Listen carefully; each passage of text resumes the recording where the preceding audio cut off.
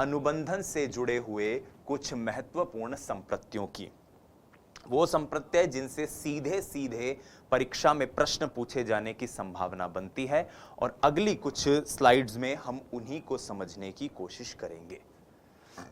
सबसे पहला जो हमारे सामने आया है संप्रत्यय, उसको कहते हैं विलोपन, जिसको हम अंग्रेजी में कहते हैं एक्सटिंक्शन। एक्सटिंक्शन क्या होता है? एक्सटिंक्शन से अभिप्राय है साथियों सीखे हुए अधिगम को भूल जाना। एक्सटिंक्शन मतलब, अगर मैं सादी भाषा में बात करूं तो सीखी हुई अनुक्रिया भूल जाना। आप कहोगे साहब भूल जाना मतलब? एक बात बताओ, पावलोव ने क्या किया था? घंटी बज रही थी और लार आ रही थी, यानी पहले भोजन के साथ लार आ रही थी, फिर भोजन और घंटी साथ दी गई, और फिर एक समय भोजन हटा लिया, केवल घंटी बजाता रहा, और घंटी बजने पर भी वो कुत्ता लार का प्रदर्शन करता रहा। आप मुझे बताइए, ऐसा कितनी बार होगा? क्या ये काठ की हांडी बार बार चढ़ेगी? एक न एक समय तो ऐसा आएगा जब उस कुत्ते को लगने लगेगा कि ये मुझे मूर्ख बना रहा है, इसका उद्देश्य भोजन देना है ही नहीं, ये घंटी बजा रहा है, मैं लार निकाल देता हूं। और कालांतर में केवल भोजन ना दिया जाए और घंटी ही बजाती रही जाए, तो एक समय ऐसा आता है कि कुत्ता भोजन के प्रति लार निकालना बंद कर देता है। और यही सीखी हुई अनुक्रिया का भूला जाना या प्रदर्शन नहीं करना क्या कहलाता है? विलोपन। इसको लिखने की कोशिश करते हैं कि जब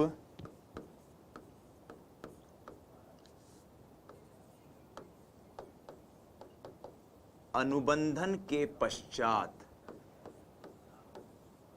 जब अनुबंधन के पश्चात केवल घंटी बजाई जाए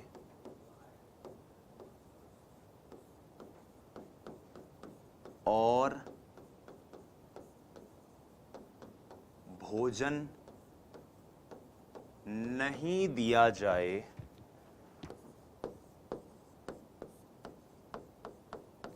जब अनुबंधन के पश्चात केवल घंटी बजाई जाए और भोजन नहीं दिया जाए, तो इस क्रिया के बार बार दोहराने पर एक समय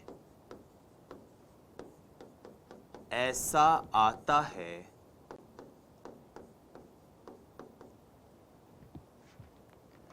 कि कुत्ता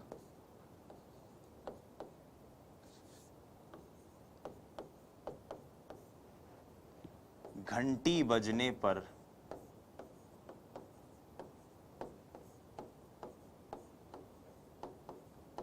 लार का स्राव बंद कर देता है।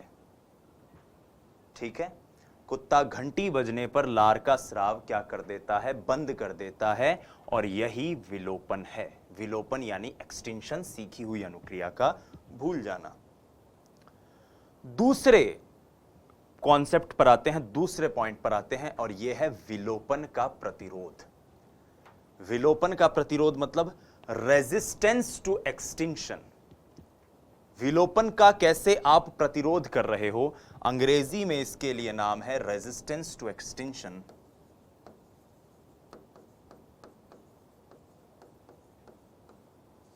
Resistance to extinction.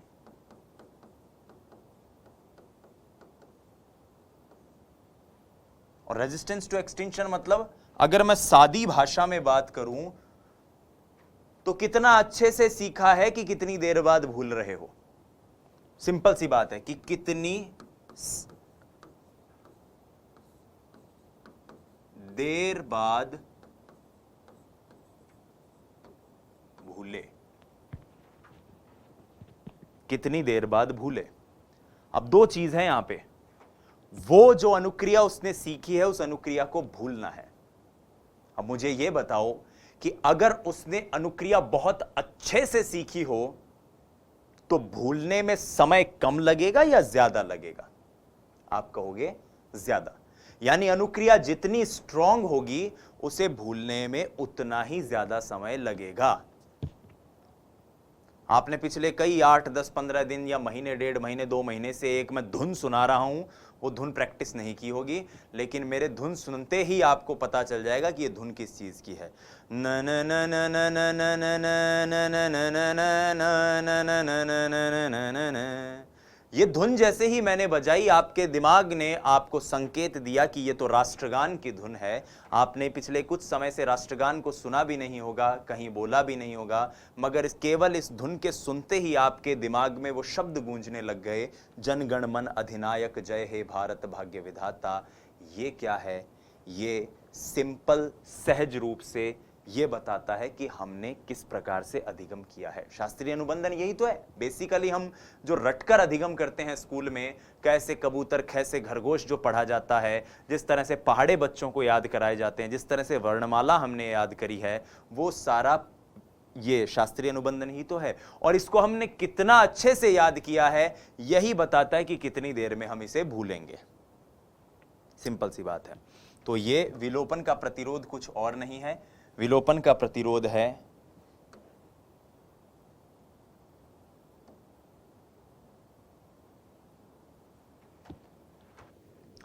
तो विलोपन का प्रतिरोध अगर हम लिख रहे हैं तो हम क्या कहेंगे? विलोपन का प्रतिरोध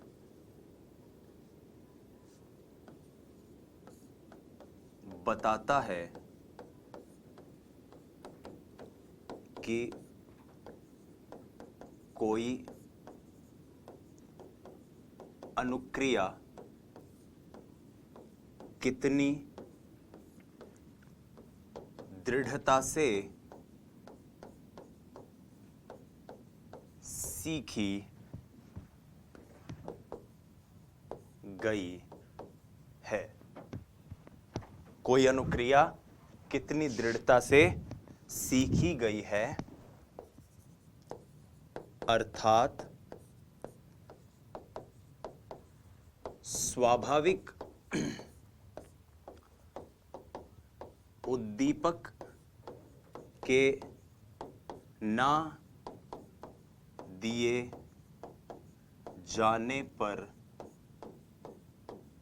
कितने समय तक कोई अनुक्रिया बनी रहती है। स्वाभाविक उद्दीपक के ना दिए जाने पर भी कितने समय तक कोई अनुक्रिया बनी रहती है। यही विलोपन का प्रतिरोध है कि कितनी दृढ़ता से आपने चीज सीखी है ताकि कितनी देर बाद आप उस सीखी हुई चीज को भूलो। यही विलोपन का प्रतिरोध है। ठीक है। अब ये विलोपन का प्रतिरोध कैसे बढ़ेगा? ये बढ़ता है कि जब आप उस प्रक्रिया में जब आप व्यक्ति को अधिगम करवा रहे हो, उस वक्त कितना प्रोत्साहन, कितना पुनर्बलन, कितना रीइंफोर्समेंट दे रहे हो। इन पुनर्बलित प्रयासों की संख्या को बढ़ाए जाने से यह बढ़ता है, और एक स्तर से ज्यादा अगर बढ़ा दो तो यह घट भी जाता है। मतलब ऐसा है कि आप कोई चीज बच्चों को याद करवा रहे हो, वीकली आप उनके टेस्ट ले रहे हो, तो बच्चों के अंदर वो चीज होगी कि मुझे इस टेस्ट में अच्छे नंबर लेकर आने हैं। लेकिन अगर आप हर एक क्वेश्चन के ऊपर आप उनको पुरस्कार दे रहे हो, प्रोत्साहन दे रहे हो, तो एक स्टेज ऐसी आती है जब बच्चे को लगता है कि ठीक है, इस बार अगर नहीं मिला पुरस्कार तो अगली बार सही, अगली बार नहीं मिला तो उसके अगली बार सही, और वो चीजों को लाइटली लेने लग जाते हैं। तो यही विलोपन का प्रतिरोध है। हमें बस इतनी सी चीज याद रखनी कि कितनी देर बाद चीजों को व्यक्ति भूलता है। फिर आता है स्टेटमेंट उद्दीपन सामान्यीकरण, जिसको हम अंग्रेजी में कहते हैं स्टिमुलस जनरलाइजेशन। Stimulus generalisation.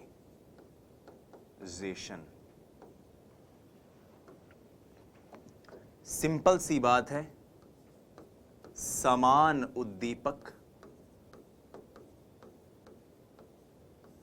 उद्दीपक, समान अनुक्रिया।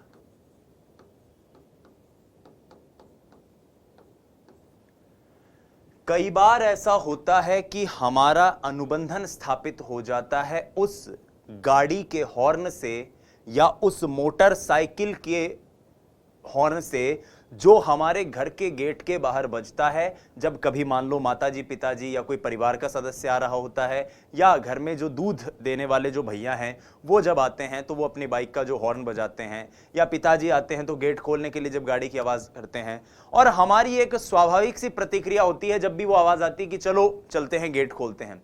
कई बार ऐसा भी होता है कि गली से कोई और बाइक या कोई और गाड़ी गुजर रही है, जिस गाड़ी का हॉर्न ठीक वैसा ही हो जैसा कि हमारे घर में जो गाड़ी है या जिस गाड़ी के साथ हमारा अनुबंधन हो रखा है, और हम उसके प्रति भी वैसी ही अनुक्रिया कर दें, यह उद्दीपन सामान्यीकरण होता है। यानी एक सिंपल सी बात अगर कहें तो अनुबंधन की प्रक्रिया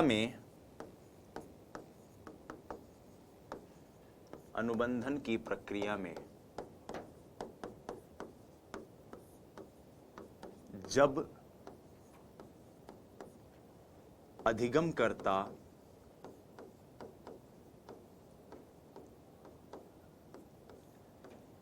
समान उद्दीपकों में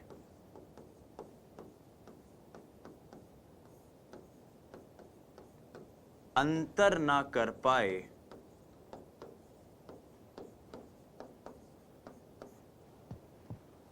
और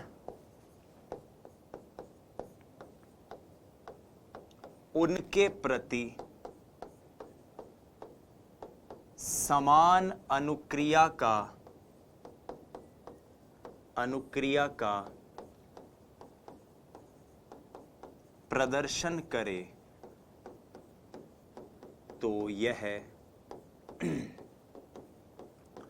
उद्दीपन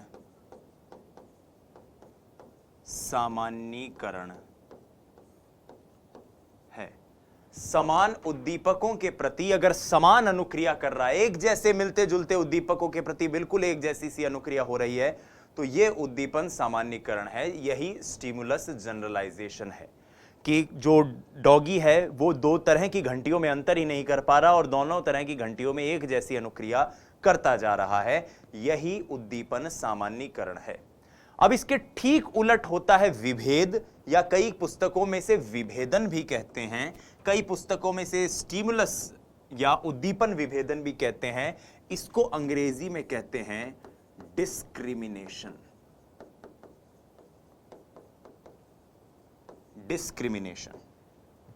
डिस्क्रिमिनेशन का मतलब समान उद्दीपकों में अंतर कर लेना, समान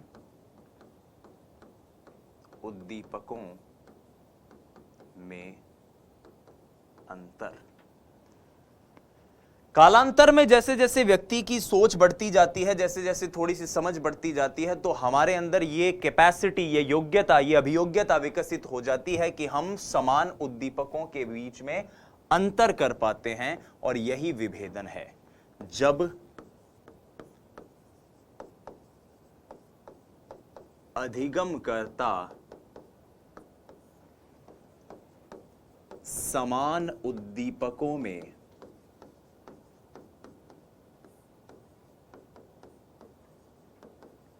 अंतर कर पाए, तो यह जब अधिगमकर्ता समान उद्दीपकों में अंतर कर पाए और उसी प्रकार से, मतलब अंतर कर लिया तो वो ये ध्यान रखे कि क्या सही है और क्या गलत, उसी प्रकार से अनुक्रिया का प्रदर्शन करे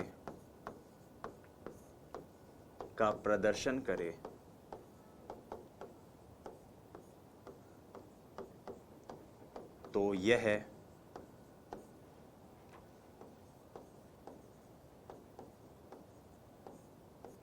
विभेदन है। दोनों के बीच में अंतर कर पाना, यह क्या है? विभेदन है। अधिगमकर्ता एक जैसे उद्दीपकों में अंतर कर पा रहा है और उसी प्रकार से अनुक्रिया का प्रदर्शन कर रहा है। तो समान उद्दीपकों में अंतर कर लेना विभेदन है, और अंतर ना कर पाना क्या है? जनरलाइजेशन है। ठीक है, ये दोनों चीज आपको क्लियर हो गई। अब बढ़ते हैं आगे। ये है स्वतः पुनर्लाभ, जिसको कहते हैं हम अंग्रेजी में spontaneous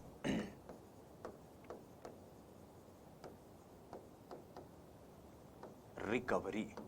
spontaneous recovery. Spontaneous recovery का मतलब क्या है? स्पॉन्टेनियस रिकवरी का मतलब है भूली हुई अनुक्रिया का वापस याद आना। सिंपल सी बात है, भूली हुई अनुक्रिया का फिर से याद आना। भूली हुई अनुक्रिया का फिर से याद आ जाना क्या है? स्वतः पुनर्लाभ है। अब इसको पहले लिखते हैं, फिर इसको समझने की चेष्टा करेंगे कि स्वतः पुनर्लाभ आखिर होता क्या है। देखिए,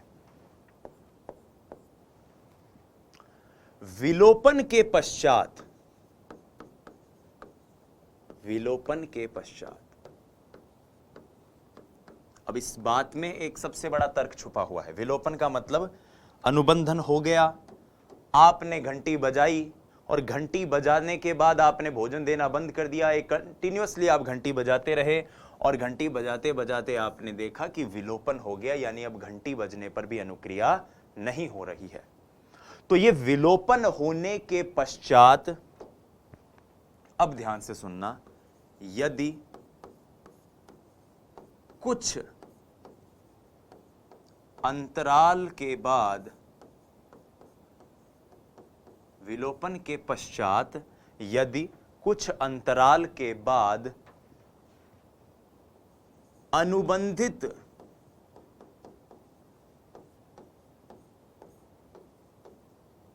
उद्दीपक दिया जाए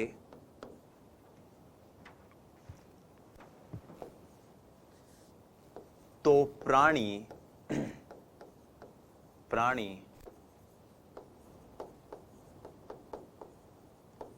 अनुबंधित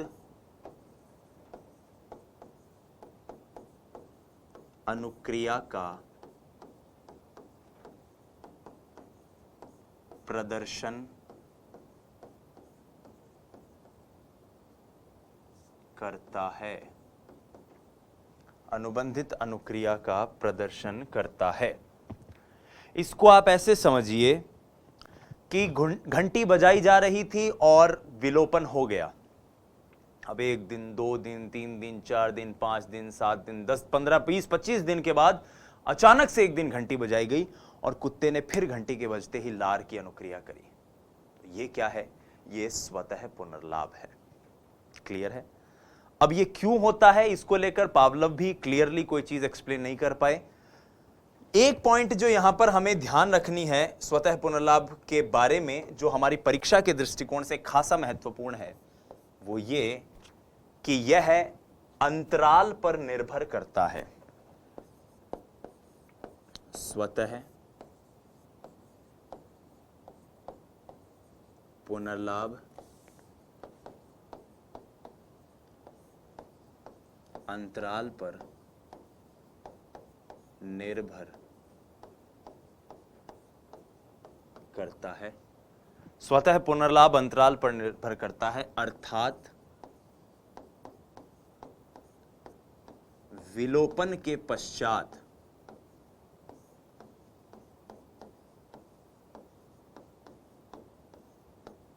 जितने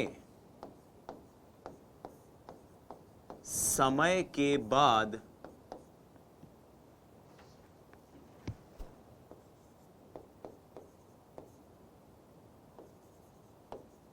अनुबंधित उद्दीपक दिया जाएगा,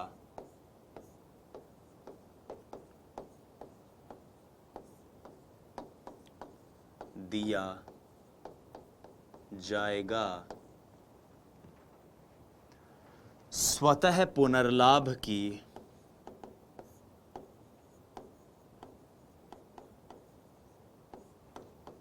संभावना भी उतनी अधिक होगी।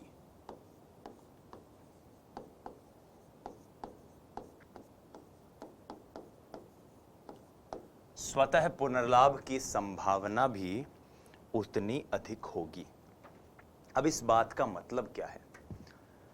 इस बात का मतलब यह है कि विलोपन होने के जितने टाइम बाद आप अनुबंधित उद्दीपक दोगे, स्वतः पुनर्लाभ के होने की संभावना उतनी ही ज्यादा है। यह आपको समझ में नहीं आ रही होगी तो मैं एक एग्जाम्पल आपसे पूछता हुआ, अब वीडियो के माध्यम से ऐसा तो है नहीं कि मैं पूछूंगा और आप जवाब दे दोगे और मुझे सुनने में आ जाएगा, लेकिन आप खुद कल्पना करना जो मैं बात पूछने की कोशिश कर रहा हूं। मान लो कुत्ते के साथ पिछले कुछ दिनों पहले, 8-10 दिन पहले या 5-6 दिन पहले अनुबंधन स्थापित हुआ, यानी अब वो 5-7 दिन पहले घंटी बजाने पर लार को प्रकट कर देता था। अब हुआ क्या, एक दिन ऐसा देखा गया कि केवल घंटी बजाई गई और लार आने लगी, और यह क्रिया मान लो आज तक दोहराई गई, आज तक जब आप इस वीडियो को देख रहे हैं। अब जैसे ही घंटी बजाई आज, तो उसने लार नहीं निकाली, इसका मतलब यहां पर विलोपन हो गया। मान सकता हूं मैं बात? उसने आज घंटी बजाई तो लार नहीं निकाली, माने आज विलोपन हो गया। कल अगर मैं घंटी बजाता हूं तो क्या संभावना है कि लार प्रकट हो? आप कहोगे नहीं, क्योंकि साहब विलोपन हो चुका है। मैं कहूं चलो कल नहीं बजाऊं और 2 दिन बाद घंटी बजाऊं तो क्या संभावना है? आप कहोगे नहीं। लेकिन मैं कहूं कि 2 दिन बाद ना बजा के और मैं 7 दिन बाद बजाऊं घंटी तो क्या संभावना है? आप कहोगे क्या पता बच जाए, भूल भुला जाए वो, कि ऐसी कोई बात थी क्या।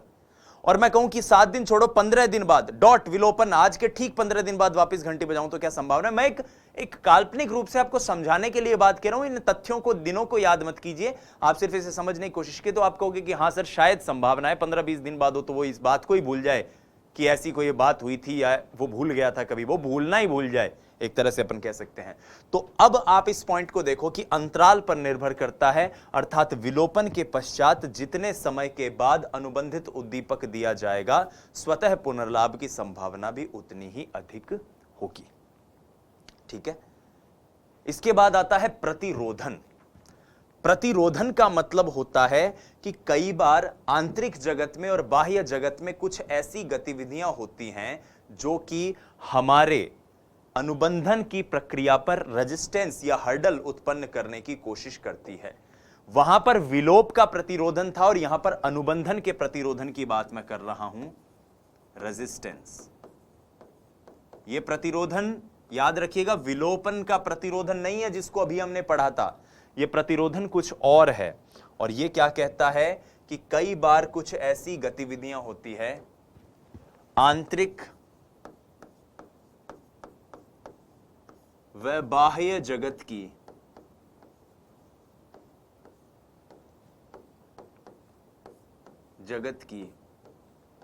वह गतिविधियां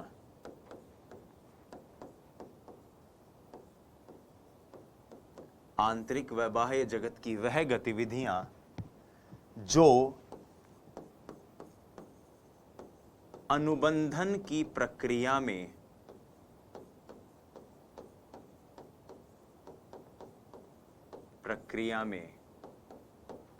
अवरोध उत्पन्न करती हैं, अवरोध उत्पन्न करती हैं।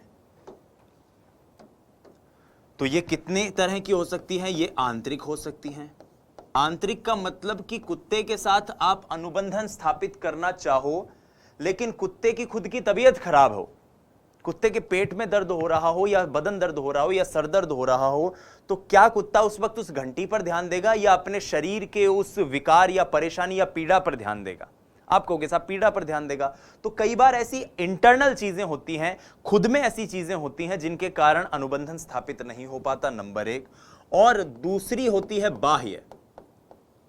आप कहेंगे बाह्य का मतलब? बाह्य का मतलब यह है कि जब अनुबंधन की प्रक्रिया हो रही है उस समय में, उस एक्सट्रिंसिक वातावरण में या उस एक्सटर्नल वातावरण में, मान लीजिए बाहर कोई बहुत तेज ध्वनि बज रही हो, इतनी तेज ध्वनि बज रही हो कि कुत्ते को घंटी की आवाज ही नहीं सुनाई दे, कुत्ता उस तेज डीजे के साउंड से, म्यूजिक से इतना ज्यादा डिस्टर्ब हो जाए कि वो परेशान हो जाए, तो उस स्थिति को आप क्या कहोगे?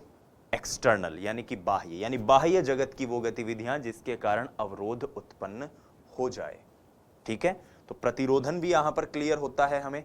अब आगे बात करते हैं उच्च श्रेणी अनुकूलन की। उच्च श्रेणी अनुकूलन को हम कहते हैं higher order conditioning. Higher order conditioning. इस हायर ऑर्डर कंडीशनिंग को कई पुस्तकों में द्वितीय श्रेणी अनुकूलन या अनुबंधन भी कहा गया है। द्वितीय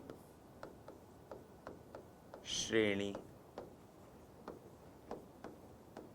अनुबंधन, द्वितीय श्रेणी अनुबंधन, सेकंड ऑर्डर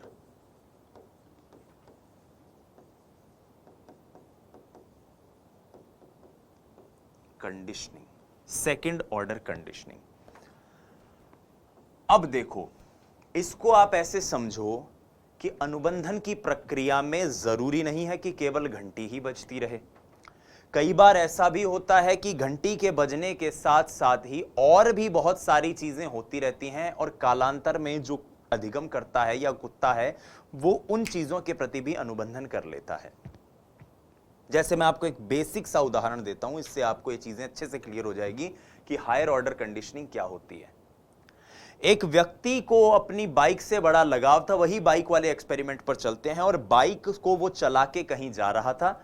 कालांतर में ऐसा हुआ कि बाइक से दुर्घटना घटित हुई और उसका एक्सीडेंट हो गया। अब एक्सीडेंट हुआ था बाइक से, तो वो व्यक्ति बाइक से डरने लग गया। अब वो बाइक पर नहीं बैठता है और बाइक को चलाने से उसे लगता है डर। समझ रहे हो इस बात को? बाइक को चलाने से उसे लगता है डर। तो यहां पर ये बाइक क्या है? ये एक तरह का अनुबंधित उद्दीपक है जिसके प्रति अनुबंधन हो गया है, और उसके प्रति ही वैसी ही अनुक्रिया निकल रही है, हो रही है। डर की अनुक्रिया, पीड़ा की अनुक्रिया, पलायन की अनुक्रिया, परिहार की अनुक्रिया। मैं आपसे एक प्रश्न करता हूं कि कई बार आपने ऐसे व्यक्ति देखे होंगे जिनको उस बाइक से तो डर बैठ गया, उस रोड से भी डर बैठ जाता है जिस रोड पर उनका एक्सीडेंट होता है। जबकि एक्सीडेंट तो बाइक से हुआ था, रोड से क्यों डर बैठा? अनुबंधन तो बाइक से था, रोड से क्यों अनुबंधन हुआ?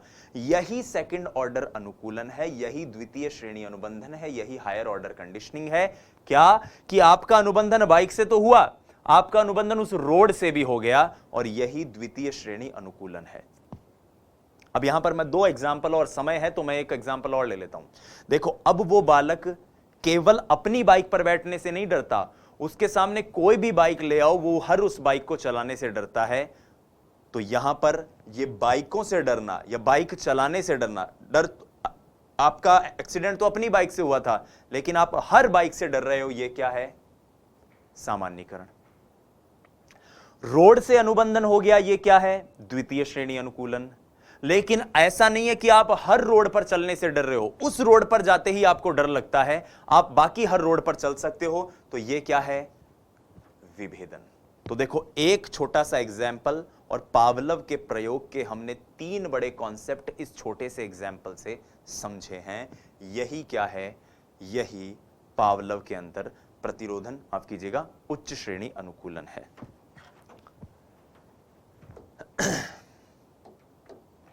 कई बार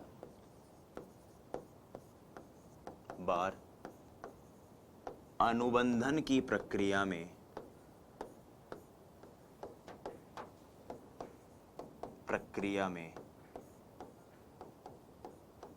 कोई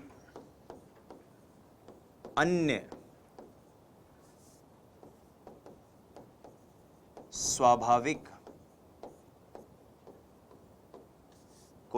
स्वाभाविक उद्दीपक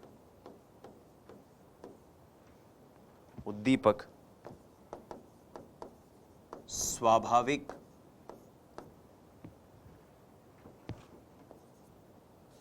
कोई अन्य स्वाभाविक नहीं, माफ कीजिएगा, कोई अन्य अनुबंधित उद्दीपक, कंफ्यूज मत होना, क्योंकि बाइक की बात हो रही है ना, घंटी की बात हो रही है। अन्य अनुबंधित उद्दीपक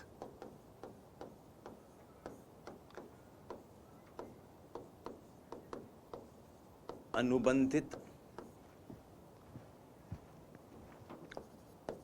उद्दीपक के साथ दिया जाए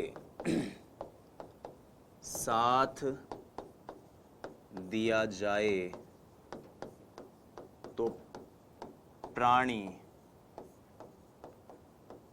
उसके प्रति भी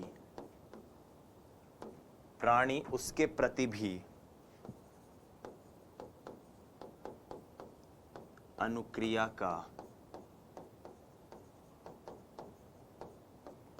प्रदर्शन करता है। प्राणी उसके प्रति भी अनुक्रिया का प्रदर्शन करता है। कई बार अनुबंधन की प्रक्रिया में कोई अन्य अनुबंधित उद्दीपक के साथ दिया जाए तो प्राणी उसके प्रति भी अनुक्रिया का प्रदर्शन करता है। एक एग्जाम्पल, फैक्ट का एग्जाम्पल याद रखिएगा कि पावलव ने इस हेतु प्रकाश की किरणों का इस्तेमाल किया। प्रकाश की किरणों का प्रयोग किया। मतलब जब घंटी बजाई जा रही थी तो एक लाइट भी साथ में जलाई जा रही थी, और कालांतर में देखा कि घंटी नहीं बजाई गई, भोजन भी नहीं दिया गया, केवल लाइट जलाई गई, तो लाइट के जलने पर भी अनुबंधन हुआ। यही उच्च श्रेणी अनुकूलन है, अनुबंधन है, या द्वितीय श्रेणी अनुकूलन अनुबंधन है। अनुकूलन से कंफ्यूज मत होना, बात सेम ही होती है। ठीक है साथियों, तो यहां पर हमने महत्वपूर्ण संप्रत्यय देखे। अब आइए इसके शैक्षणिक उपयोग की और मूल्यांकन की बात करते हैं। कुछ महत्वपूर्ण फैक्ट्स है जो आपको याद रखने चाहिए कि किस प्रकार से ये पावलव का सिद्धांत बहुत महत्वपूर्ण होता है शिक्षा में, किस प्रकार से आम जीवन में महत्वपूर्ण होता है, और साथ ही साथ आपको यह भी पता होनी चाहिए कि इसको क्रिटिसिज्म, इसकी आलोचना मनोवैज्ञानिकों ने किन कमियों के कारण की। तो पहला पॉइंट यहां पर आता है कि इसमें अधिगमकर्ता की निष्क्रिय भूमिका है। समझो इस बात को। डॉग या कुत्ता जो इस पूरे प्रयोग में कार्य कर रहा था, उसके आपने वीडियो में, फोटोग्राफ में देखा, माफ कीजिएगा, कि किस तरह से उसके चेहरे को बांध दिया गया और उसको पूरी तरह से निष्क्रिय का मतलब है उसको पूरी तरह से जकड़ रखा है कि उसके सामने सिवाय भोजन को देखकर लार निकालने के और कोई ऑप्शन नहीं है। तो यही चीज यहां पर सबसे महत्वपूर्ण और सबसे कारगर नजर आती है। क्या कि अनुबंधन की प्रक्रिया में जो अधिगम करता है उसकी भूमिका निष्क्रिय होती है। कैसी होती है? निष्क्रिय भूमिका होती है, पहली बात। तो दूसरी बात, यह रिपीटेशन या पुनरावृत्ति पर बल देता है। जैसे हमें पहाड़े विद्यालय में सिखाए गए तो बार बार दोहराए जाते थे ना, 2 दूनी 4, 2 तिया 6, 2 चौके 8, 2 पंजो 10। तो यह बार बार रिपीट किया जाता है, तब जाकर एक समय ऐसा आता है कि अनुबंधन हो जाता है। कुछ वैज्ञानिकों ने इसे इसलिए भी क्रिटिसाइज किया क्योंकि यह एक अस्थायी व्यवहार है, टेम्पोररी बिहेवियर। हमने पढ़ा था शुरुआती कक्षाओं में कि अधिगम अस्थायी नहीं होता, अपेक्षाकृत स्थायी होता है। और अगर यह स्थायी होता या अपेक्षाकृत स्थायी होता तो कभी भूला नहीं जाता। आपने तो उद्दीपक दिया नहीं थोड़े दिनों तक और आपका अनुबंधन खत्म हो गया। तो इसलिए इसको कई मनोवैज्ञानिक टेम्पररी बिहेवियर के कारण भी क्रिटिसाइज करते हैं। ठीक है, कुछ मनोवैज्ञानिकों ने इसे इसलिए भी क्रिटिसाइज किया कि यह एक यांत्रिक प्रक्रिया है, मैकेनिकल। यानी यहां पर बालक की आपसी सूझ, आपसी समझ, उसके चिंतन, इसकी कोई भूमिका नहीं है। बालक को निष्क्रिय रूप से, मशीनी रूप से उसको कोई ना कोई चीज बार बार उसके सामने लाओ, कभी ना कभी तो वो सीख ही जाएगा। इस विषय पर यह भी मत है मनोवैज्ञानिकों का। ये सारे वाक्य आपको लिखे हुए मिल जाएंगे आपकी पुस्तक में। हालांकि रीड के दृष्टिकोण से ये इतने इंपॉर्टेंट नहीं है, लेकिन हमें पढ़ना चाहिए ताकि, क्योंकि हम अध्यापक बनने जा रहे हैं, और अध्यापक बने तो हम एक अच्छे अध्यापक बने, यही हमारी कोशिश होनी चाहिए। जटिल विषय के शिक्षा में ये उपयोगी नहीं है। क्योंकि रिपीट होने की बात है। रिपीट का मतलब रटना, रटने पर फोकस कर रहा है। तो जो चीज रटने पर फोकस करती है, क्या उसको आप गणित में उपयोग में ला सकते हो? क्या उसको दर्शन शास्त्र की पढ़ाई में उपयोग में ला सकते हो? क्या उसको भौतिक विज्ञान की परीक्षा पढ़ाई में उपयोग में ला सकते हो? नहीं। इसलिए जटिल परीक्षाओं की, जटिल विषयों के अध्ययन में ये उपयोगी नहीं है। सूझ का इसमें कोई योगदान नहीं है, क्योंकि सूझ का संबंध गेस्टाल्टवाद से है और ये एक व्यवहारवादी प्रक्रिया है, इसलिए इसका सूझ से दूर दूर तक कोई नाता नहीं है। आदतों के निर्माण में, हैबिट्स के निर्माण में एक बहुत बड़ी भूमिका यह निभाती है। हैबिट्स, आदतों के निर्माण में बहुत महत्वपूर्ण भूमिका है इसकी। ठीक है। उसके बाद सरल शिक्षा, जैसे वर्णमाला, जैसे अक्षर ज्ञान, इन सब में यह बहुत ज्यादा उपयोगी है। क से कबूतर, ख से खरगोश, ग से गमला, घ से घर, ये जो चीजें हमने बचपन में पढ़ी थी, ये बार बार हमारे सामने आई थी। और क माने कबूतर, ख माने खरगोश, ये सारी चीजें एक सरल शिक्षा में हमारे लिए उपयोगी थी। कोई बच्चा अगर कुसमायोजित हो तो बार बार उसके साथ आप अगर इस तरह का अनुबंधन करवाएं, उसके साथ इस तरह की क्रियाएं करें, तो यहां पर कुसमायोजन से भी उसे बाहर निकाला जा सकता है। मानसिक रूप से पिछड़े बालकों को चिंतन और सूझ से जुड़ी हुई शिक्षा तो दी नहीं जा सकती, तो मानसिक रूप से पिछड़े हुए बालकों को जो सरल शिक्षा दी जा सकती है, उस सरल शिक्षा में भी ये उपयोगी है। सबसे इंपॉर्टेंट बात, बुरी आदतों से छुटकारा पाने में ये इंपॉर्टेंट है।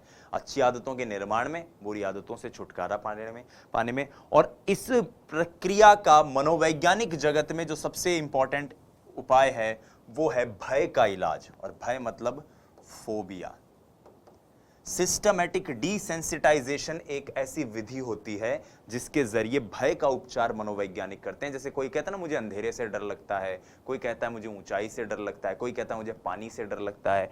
तो ऐसे फोबिया का जो इलाज होता है वो इसी के जरिए होता है। दंड और पुरस्कार विधि जो है वो इसी के ऊपर आधारित है। और सबसे इंपॉर्टेंट बात, विद्यालयों के अंदर जो ऑडियो विजुअल अपरेटस लगाए जा रहे हैं आजकल, दृश्य श्रव्य उपस्कर, कि हम कक्षा में बच्चों को कोई चित्र दिखाएं, कोई वीडियो दिखाएं, कोई ऑडियो सुनाकर उनको चीजें समझाएं, तो बार बार ऐसी चीजें होंगी तो बच्चों के दिमाग में ज्यादा जल्दी वो चीज बनेगी, वो चीज उनको समझ में आएगी। और इसलिए इसका मूल्यांकन और इसके शैक्षणिक उपयोग में आप ये भी कह सकते हो कि दृश्य श्रव्य उपस्कर। अब आइए रीट में गत वर्षों में पूछे गए कुछ प्रश्नों को देखते हैं और उसके आधार पर इसे समझने की कोशिश करते हैं। देखो, पावलव के प्रयोग में कुत्ता न केवल मांस प्रदाता के सीधे मुंह में रखने पर लार टपकाता है, किंतु इससे पहले भी, अर्थात जब सीढ़ियों से नीचे आता है तब भी लार टपका रहा है। इस संवृत्ति को क्या कहते हैं? मतलब यहां पर घंटी नहीं बोल रहा वो तो कह रहा है नीचे कदमों की आवाज सुन के अनुबंधन हो गया। तो ये क्या है? एक तरह से अनुबंधन ही है। और इस अनुबंधन को आप क्या कहोगे? लार टपकाने को आप क्या कहोगे? अनुबंधित अनुक्रिया।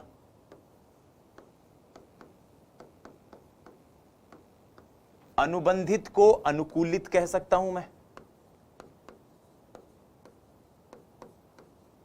अनुक्रिया को क्या मैं प्रतिक्रिया कह सकता हूं?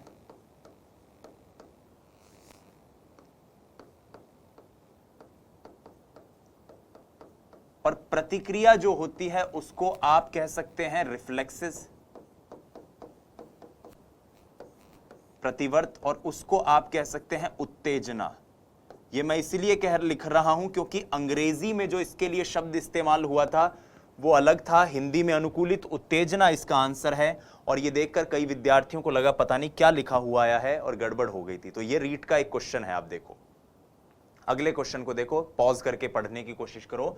5 वर्ष का राजू अपनी खिड़की से बाहर तूफान को देखता है। बिजली चमकती है और कड़कने की आवाज आती है। राजू शोर सुनकर उछलता है। बार बार यह घटना होती है। फिर कुछ देर बाद शांति के पश्चात बिजली कड़कती है। राजू बिजली की गर्जना सुनकर उछलता है। और राजू का उछलना सीखने के किस सिद्धांत का उदाहरण है? सिंपल सी बात है, बिजली चमक रही थी और चमक के साथ एक आवाज भी आ रही थी। चमक के साथ एक आवाज भी आ रही थी। यानी डर तो किसके प्रति हो रहा था? आवाज के प्रति। लेकिन एक समय बाद आवाज तो आई नहीं, केवल चमक, केवल लाइट दिखाई दी और उस लाइट को देखते ही बच्चा उछला। तो ये क्या है? शास्त्रीय अनुबंधन। अब यहां पर देखो, अंग्रेजी में तो लाइटिंग लिखा हुआ था, लेकिन हिंदी में गर्जना लिखा हुआ था। तथ्यात्मक रूप से ये चीज गलत लिखी हुई है, लेकिन आप समझ सकते हो ना कि किस तरह से अनुबंधन हुआ। चमका और चमक से ही उछला, यानी अनुबंधन। चमक, लाइट के प्रति अनुबंधन हो गया है। एक क्वेश्चन और देखो, राजू खरगोश से डरता था। शुरू में खरगोश को राजू से दूर रखा गया। आने वाले दिनों में हर रोज खरगोश और राजू के बीच की दूरी कम कर दी गई, यानी बार बार रिपीट हो रही है ना बिहेवियर को। अंत में राजू की गोद में खरगोश को रखा गया और राजू खरगोश के साथ खेलने लग गया। ये किस बात का उदाहरण है? ये शास्त्रीय अनुबंधन का उदाहरण है। तो देखो, इतने सरल क्वेश्चन हमारे रीट के पाठ्यक्रम में आए हैं, पूछे जाते हैं और पूछे जाते रहेंगे। आइए अब हमने जो भी पढ़ा है इसको एक बार पुनः रिवाइज कर लेते हैं, आज के इस पूरे सेक्शन को। सबसे पहले हम जानने की कोशिश करते हैं पावलोव के सिद्धांत में कि पावलोव का सिद्धांत क्या है। सिद्धांत के अंतर्गत पावलोव ने प्रयोग क्या क्या किया है। उद्दीपक मतलब वातावरण में उपस्थित वो तमाम विषय वस्तु जिनके होने पर हम कोई निश्चित अनुक्रिया करते हैं। सिद्धांत क्या कहता है? किसी स्वाभाविक उद्दीपक के बार बार दिए जाने पर और उसके साथ कोई अस्वाभाविक उद्दीपक भी दिया जाए तो कालांतर में प्राणी अस्वाभाविक उद्दीपक के प्रति भी वैसी ही अनुक्रिया का प्रदर्शन करेगा जैसी अनुक्रिया का प्रदर्शन वो स्वाभाविक उद्दीपक के प्रति कर रहा था। ठीक है, यही अनुबंधन है। और इसी प्रयोग के आधार पर उन्होंने कुत्ते पर प्रयोग किया था, जिसके लिए वर्ष 1904 में चिकित्सा जगत का नोबेल उन्हें मिला और रूस के वो निवासी थे। इस सिद्धांत को प्राचीन अनुबंधन, क्लासिकल कंडीशनिंग कहते हैं, शास्त्रीय अनुबंधन कहते हैं, संबंध प्रतिक्रिया, कंडीशनड रिफ्लेक्सेस, कंडीशनड रिस्पॉन्स कहते हैं, संबंध प्रत्यावर्तन कहते हैं, अनुबंधन का सिद्धांत कहते हैं, उद्दीपक अनुक्रिया और टाइपस थ्योरी भी कहते हैं। ये टाइपस और उद्दीपक अनुक्रिया हम थॉर्नडाइक, जो इसके नेक्स्ट वीडियो में मिलेगा, उसमें भी देखेंगे। भोजन इस पूरी प्रक्रिया में अनकंडीशनड स्टिमुलस है और लार इसमें अनकंडीशनड रिस्पॉन्स है। घंटी इस प्रक्रिया के अंदर कंडीशनड स्टिमुलस है और घंटी के बजने पर अनुबंधन के बाद जो लार आती है वो हमारी, माफ कीजिएगा, घंटी कंडीशनड स्टिमुलस है और घंटी के बजने पर जो लार आती है वो कंडीशनड रेस्पॉन्स है। फिर अनुबंधन से पहले घंटी बजाई गई, कोई अनुक्रिया नहीं, भोजन दिया गया तो लार आई, दोनों को साथ दिया गया। ठीक है, इसको यूएस, माफ कीजिएगा, CS प्लस यूएस बराबर यूआर, इस तरह से कह सकते हैं। ये एक बार परीक्षा में पूछा भी गया है। घंटी बजाई गई, भोजन दिया गया और लार आई थी। अंत में भोजन नहीं दिया गया, केवल घंटी बजाई गई, तो CS के देने पर भी लार का स्राव हुआ। इसमें एक क्वेश्चन भी पूछा हमने कि पावलोव के प्रयोग में साहचर्य किसके बीच में स्थापित होता है? तो भोजन और घंटी के बीच में। प्राचीन अनुबंधन के निर्धारक तत्व क्या हैं? उद्दीपकों के बीच का समय, कि पहले भोजन दिया जाए या घंटी, अनुबंधित उद्दीपकों की तीव्रता और अननुबंधित उद्दीपकों के प्रकार। सबसे पहले समय की बात करते हैं। अग्रवर्ती, जिसमें घंटी पहले बजाई जाए, पश्चगामी, जिसमें भोजन पहले दिया जाए और पश्चगामी में संभावना सबसे कम होती है। इसमें भी, अग्रवर्ती में भी 3 तरीके हैं। सहकालिक, जब भोजन और घंटी साथ साथ है, अवशेष, घंटी बजकर बंद हो गई फिर भोजन आ रहा है, और विलंबित, घंटी बजती जा रही है, कुछ देर तक बजी और फिर 1 मिनट घंटी बजाने के बाद फिर भोजन आया और घंटी तब भी बजाई जा रही है। तो ये देखो विलंबित, ये है ट्रेस यानी अवशेष, साइमल्टेनियस सहकालिक, और बैकवर्ड यानी कि पश्चगामी। स्टेटमेंट यहां बनता है अग्रवर्ती, घंटी पहले भोजन बाद में, सहकालिक दोनों साथ साथ, अवशेष घंटी बजकर बंद हो उसके बाद भोजन, विलंबित घंटी बजने की प्रक्रिया में ही भोजन दिया जाए, और पश्चगामी भोजन पहले घंटी बाद में। नोट, पश्चगामी में अनुबंधन की संभावना सबसे कम होती है, विलंबित में अनुबंधन की संभावना सबसे ज्यादा होती है। अनुबंधित, अननुबंधित यानी कि UCS जो हैं उनके प्रकार हमने डिस्कस किए। एक है प्रवृत्त्यात्मक एपेटाइटिव, जिसमें संतोषजनक अनुक्रिया हो, एक है विमुखी, जिसमें पीड़ादायी या पलायन से भरी अनुक्रिया हो। विमुखी उद्दीपक के साथ अनुबंधन शीघ्र होता है, कम प्रयास में होता है, और अनुबंधित उद्दीपक जितनी तीव्रता के साथ होता है वो हमारे अनुबंधन को भी प्रभावित करता है। फिर हमने महत्वपूर्ण संप्रत्यय देखे, जिसमें विलोपन यानी एक्सटिंक्शन, सीखी हुई अनुक्रिया को भूल जाना। हमने विलोपन का प्रतिरोध देखा कि कितनी देर बाद भूले, यानी कितने स्ट्रॉन्ग तरीके से अनुबंधन हुआ है। उद्दीपन सामान्यीकरण यानी समान उद्दीपक के प्रति समान अनुक्रिया। विभेदन यानी समान उद्दीपकों में अंतर कर लेना, यानी असमान अनुक्रिया।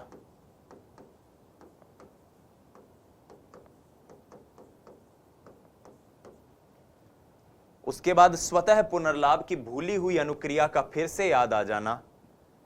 स्वतः पुनर्लाभ जो है वो समय पर निर्भर करता है, यानी विलोपन के जितनी देर बाद आप उद्दीपक दोगे स्वतः पुनर्लाभ होगा। प्रतिरोधन, अनुबंधन की प्रक्रिया में आने वाला अवरोध, ठीक है। और द्वितीय श्रेणी अनुकूलन, यानी कि कोई अनुबंधन की प्रक्रिया में एक उद्दीपक के साथ अन्य उद्दीपक दिया जाए और उस अन्य के प्रति भी व्यक्ति अनुबंधन कर ले। जैसे घंटी के साथ लाइट जलाई गई, प्रकाश की किरणें जब उस कुत्ते के ऊपर डाली गई तो वो लाइट के प्रति भी लार निकालने लग गया, ठीक है। उसके बाद हमने मूल्यांकन और शैक्षणिक उपयोग के ये कुछ तथ्य देखे कि अधिगमकर्ता की भूमिका निष्क्रिय होती है, पुनरावृत्ति होती है, अस्थायी व्यवहार होता है, यांत्रिक प्रक्रिया है, जटिल विषय के लिए सहायक नहीं है, सूझ का इसमें कोई योगदान नहीं है, आदतों के निर्माण में सहायक है, वर्णमाला अक्षर ज्ञान जैसी सरल शिक्षा में सहायक है, कुसमायोजन में सहायक है, मानसिक रूप से पिछड़े बालकों की शिक्षा में सहायक है, बुरी आदतों से छुटकारे में सहायक है, भय से उपचार में सहायक है, दंड पुरस्कार विधि और दृश्य श्रव्य उपस्कर इसी के ऊपर आधारित है। तो डियर स्टूडेंट, यहां पर हमने पावलोव के सिद्धांत को समझा। बहुत बहुत धन्यवाद। जय हिंद, वंदे मातरम। स्वस्थ रहिए, मस्त रहिए, अपनी तैयारी में व्यस्त रहिए। नमस्कार।